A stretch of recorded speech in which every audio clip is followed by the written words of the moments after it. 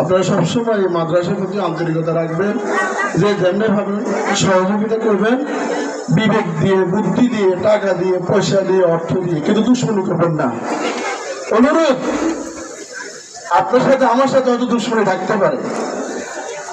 চা দোকানে পড়ছেন, গিবত শুরু হয়ে গেছে। চা দোকানদারের চা দেওয়ার আগে মানুষের গিবত হয়ে যায়।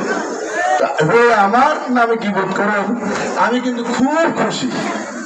হযরত আবু হানিফা রাহমাতুল্লাহ আলাইহি তার খাদেম এসে বলল যে হুজুর, আপনার নামে তো অমুক ব্যক্তি গিবত করছে। হুজুর সাথে সাথে পকেট থেকে কিছু দারাম তাকে দিয়ে দিলেন, বললেন যে তাকে নিয়ে দিয়ে দাও। খাদেম বলল যে হুজুর কি বললেন? হ্যাঁ, সে তো আমার উপকার করছে, তার কারণ সে আমাকে গিবত করার কারণে আমার গুনাহগুলো এসে দিয়ে গেছে। আলহামদুলিল্লাহ, আপনারা আমার গিবত করেন, আমি খুব খুশি। আমার গুনাহ যাইতেছি।